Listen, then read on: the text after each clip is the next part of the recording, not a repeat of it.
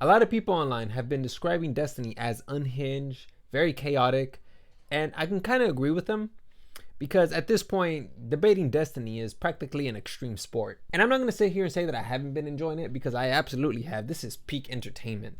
But there are a couple of statements that have been made from both sides, mainly from Piers Morgan and other people that he's invited onto his panel, where they say a couple of things and it has me scratching my head thinking like, are we not gonna call that out? So let's go ahead and listen to what this former sniper had to say, and then let's discuss what Destiny and Cenk Uygur had to say about the matter. Well, I just wanted to say I really loved your monologue just now that talked about the idea of dialing down political rhetoric on both sides, as well as the dangers of utilizing words like in the bullseye or, regardless of what he says he went to indicate. It's obviously what he indicated was that he wants to put him in the crosshairs. But Contextomy much? So essentially what Cory Mills here did was contextomy, which essentially means that if you take a long sentence, however long you want it, you take out the bit or the phrase that you want to use to fit a certain narrative. And usually contextomy is used when you're attempting to spread propaganda, especially against the other side. He talks about how he wants to dial down the rhetoric on both sides, but right now in that clip that I just showed you, and if you want, go rewatch it, he engaged in inflammatory rhetoric by saying that was the intention that Biden had, to put Trump in the crosshairs. Unless I'm blind and I need a new pair of glasses, that's what I saw occur on the Piers Morgan show, which then leads the way for Cenk Uygur to call him out, which I thought was quite fascinating. Now, I do want to say, though, there's a second topic here. Your interview with Cory Mills, Representative Mills there, I think it was dangerous and wrong. So you guys said, oh, well, this shouldn't be a partisan thing and we should turn down the rhetoric. And then you implied that maybe the Secret Service or the Biden administration allowed the shooting to happen. Well, no, that's nobody, nuts. no, That's no, not hang on. turning. Nobody you implied definitely that. did. And You nobody definitely did, Piers. Well, Now, I wouldn't say that Piers implied it. Unless my IQ took a nosedive when I wasn't looking, Piers definitely, at least to me, definitely looked like he allowed Cory Mills to get away with that inflammatory statement. And to some degree, I do agree with Cenk. Why didn't Piers call out Cory Mills about that inflammatory statement? And the reason why I call it out is because Piers goes throughout this entire episode or show attempting to call out Destiny for his inflammatory statement. There are many reasons for this behavior. However, the one that pops up in mind and is most highlighted from all the other scenarios is that the reason why Piers didn't call out Cory Mills is because he wants to look good for a conservative audience. And so what he's going to do is he's going to call out Destiny the entire time, obviously because he's a liberal, and he's going to appeal to the conservative base. Maybe that's his strategy. I don't know. Nevertheless, Piers should have called out Cory Mills. And I'm not talking about pointing his finger at Cory and saying, you're using inflammatory statements as well. No.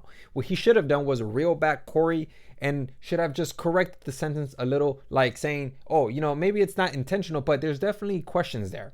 Because when you allow this person to say, oh, Biden intentionally did it, now you're playing the accusatory game, which doesn't do both parties any favor. For the rest of the show, it's just Piers and these Republican pundits, Dave Rubin, and I believe her name is Charlie, I'm not sure. They're tag teaming and taking on Destiny, not allowing him to express any of his ideas, which is totally understandable because as of late, Destiny has been saying a lot of inflammatory statements. Of course, even on his stream, he talked about how he would never forgive a conservative so long as he lives. It seems at around 10 p.m., Club Q posted that they were having an all-ages drag show the next day. About 2 hours later, the shooter came in. People keep calling for wood chippers, and this is what happens. The grooming of children is not stopping. People are calling for more violence. Who, Tim? I do not think legislators will stop the grooming. People will not stop calling for violence, so you tell me what happens next, right? This is a mass shooting, right? This is a mass shooting. Where does rhetoric like this get you, right? But after the shooting, who's supposed to beg for forgiveness? It has to be gay people have to get down and beg for forgiveness. We're so sorry for being gay. We're sorry for being, we shouldn't tolerate pedophiles grooming kids. Club Q had a grooming event. How do you prevent the violence and stop the grooming? I don't know, Tim. Say it, you fucking coward. Say it. Say something, right? But these people will say shit like this, and then when an event happens, they go, liberals, you need to apologize. Fuck that. I will never, ever apologize for anything in the same room as a conservative again until they have spent at least 2 minutes begging for forgiveness. Now, when you listen to Destiny's rhetoric here, it sounds very extreme, but I can understand where he's coming from. So if you guys don't know, there was a mass shooting that took place at a bar at Club Q, and they were hosting a drag queen show. And unfortunately, they ended up taking out 5 people. There was many conservative pundits, commentators that went online, and they were kind of insinuating that this was justified. Some of these Republican pundits were Tim Pool, Kurt Schlichter, Matt Walsh, Libs of TikTok. A good portion of conservatives and Republicans believe that we should address the LGBTQ community as pedophiles because they're grooming these youngsters into adopting their ideology. Critics going after Democrat Congresswoman Katie Porter for her take on the word during a hearing on violence against the LGBTQ community. She said this. The groomer narrative is an age-old lie to position LGBTQ plus people as a threat. This allegation of groomer, it is alleging that a person is criminal somehow and engaged in criminal acts merely because of their identity, their sexual orientation, their gender identity. So if we call criminals what they are, we now have offended people out there who are. Oh, let me. I don't care. Yeah, I don't care. Thank you, Kate. You know, she's a dope. Okay, understand. Certain words carry a stigma because that's part of the deterrent. Now, if conservatives and Republicans have a problem with the LGBTQ people attempting to spread awareness to even the youngsters, I can totally understand that. However, when you start to intertwine very emotionally charged words like pedophile with these members of society, that will more likely inspire extremists to go out there and attend these bars, not to show off their guns and to show off their new specs, but to eliminate the people that they deem as a threat. And that's the whole idea that Destiny's attempting to convey, that all of these conservatives will say some of the most heinous things, however, they go unchecked. But whenever someone on the left engages in a similar style of rhetoric, they have to be called out. And Piers Morgan just did exactly what Destiny was talking about. Here we have like 40 minutes of Piers calling out Destiny, not attempting to even understand where Destiny's coming from, but instead calling him out and shaming him. Now, I have somewhat of a theory. The reason why Republicans didn't face as much backlash as when Destiny went on his rant was because they tied words such as pedophile, groomers, and that kind of gave them leeway to kind of bend the rules a bit. Whenever someone talks about groomers or pedophiles, no one wants to defend that, because obviously that's going to make you look as a pedophile sympathizer, and people are not going to like you for that. And so they were able to utilize that word so they can get their message across. Now, again, I want to go ahead and reemphasize this, okay? I'm not on board with Destiny's rhetoric at all.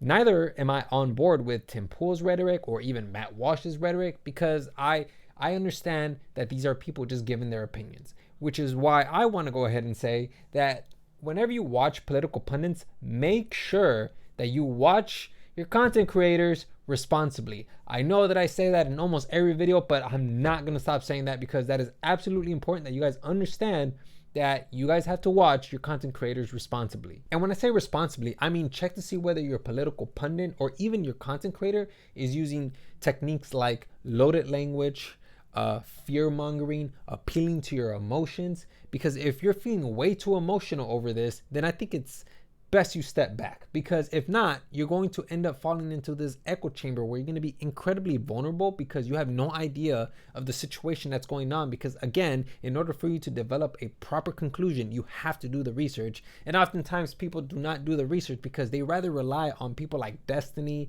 or people like Tim Pool, Kyle Kalinske, all of these people for their political information. I don't rely on any of these guys.